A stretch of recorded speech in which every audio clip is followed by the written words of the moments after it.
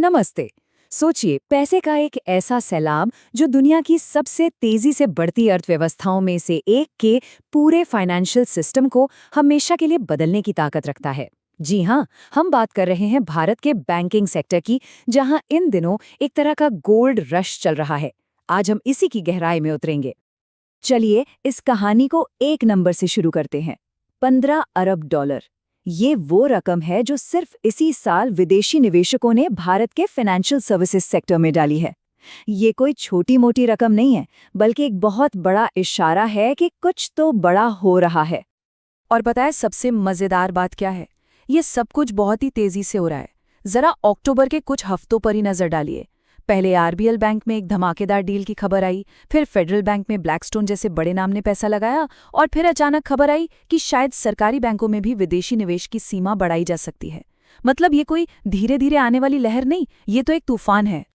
तो सबसे बड़ा सवाल यही उठता है कि आखिर अचानक से ये सारा पैसा भारत के बैंकों की तरफ क्यों भाग रहा है। चलिए इसके पीछे की 4 मुख्य वजहों को एक एक करके समझते हैं। देखिए, पहली 2 वजहें तो इस पूरी कहानी की बुनियाद हैं। एक, भारत की इकोनॉमी तेजी से बढ़ रही है और यहाँ लोन की मतलब क्रेडिट की जबरदस्त मांग है। और दूसरा, हमारे बैंकों ने पिछले कुछ सालों में अपने बही खाते काफी साफ सुथरे कर लिए हैं, जो डूबे हुए कर्ज थे उनसे निपटा है। इससे निवेशकों का भरोसा बहुत बढ़ गया है। और बाकी की 2 वजहों ने तो आप कह सकते हैं आग में घी का काम किया है। जब पूरी दुनिया में आर्थिक अनिश्चितता है, तो भारत की स्थिरता और ग्रोथ की संभावनाएं निवेशकों के लिए एक चुंबक की तरह काम कर रही हैं।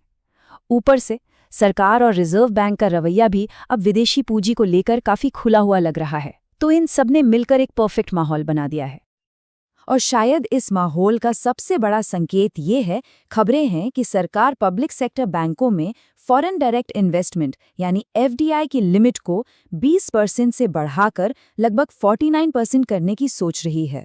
अगर ऐसा हुआ तो ये एक बहुत ही बड़ा पॉलिसी शिफ्ट होगा, जो विदेशी निवेश के लिए दरवाजे और भी चौड़े खोल देगा।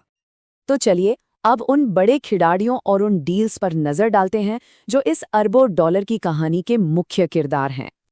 यहाँ 3 सबसे ताज़ा और बड़ी मिसालें हैं। यूएई के एमिरेट्स एनबीडी ने आरबीएल बैंक में लगभग 3 अरब डॉलर का दांव लगाया है।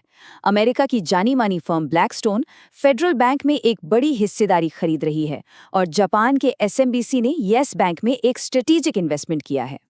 ये उम्मीद सिर्फ बाहर वालों को नहीं, बल्कि भारतीय बैंकों को भी है। आरबीएल बैंक के सीईओ आर सुब्रमण्य कुमार के शब्दों में, ये डील उनकी पूंजी, गवर्नेंस और प्रोडक्ट्स के लिए पूरी तरह से परिवर्तनकारी है। इससे पता चलता है कि भारतीय बैंक इन विदेशी पार्टनर्स का स्वागत क्यों कर रहे हैं। वैसे एक मजेदार बात, ये पैसा बैंकों तक पहुंचता कैसे है? इसका एक खास तरीका है जिसे प्रेफरेंशियल अलॉटमेंट कहते हैं। इसमें होता यह है कि बैंक सीधे सीधे निवेशक को एक तय कीमत पर नए शेयर दे देता है। इससे बैंक को फौरन ताज़ा कैश मिल जाता है। लेकिन जैसा हर बड़ी कहानी में होता है, सिक्के का एक दूसरा पहलू भी है। इस निवेश की लहर को लेकर हर कोई एक जैसा नहीं सोच रहा। कुछ लोग बेहद आशावादी हैं, तो कुछ थोड़े शंका में हैं। जो आशावादी हैं, उनका मानना है कि ये पैसा भारतीय बैंकिंग को बदल कर रख देगा, मैनेजमेंट सुधरेगा और ये भारत की ग्रोथ स्टोरी पर दुनिया का एक मजबूत भरोसा है। वहीं दूसरी तरफ जो संशयवादी हैं, वो ऊंचे वैल्यूएशन, पॉलिसी को लेकर अनिश्चितता और फिर से बढ़ते बैड लोन्स जैसे खतरों की तरफ इशारा कर रहे हैं। तो इन 2 अलग अलग नजरियों को देखते हुए आगे क्या हो सकता है?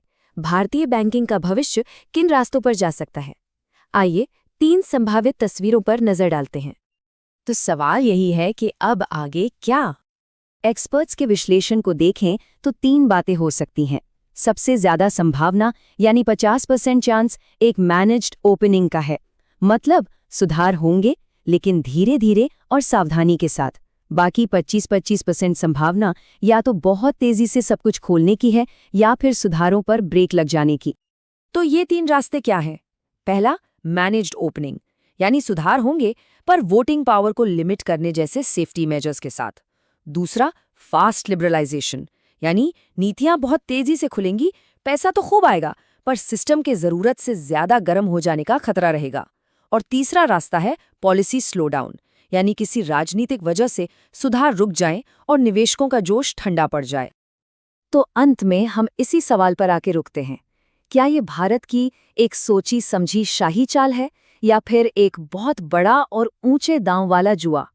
इसका जवाब तो खैर वक्त ही देगा, लेकिन ये यकीनन एक ऐसा सवाल है जो आने वाले कई सालों तक गूंजता रहेगा।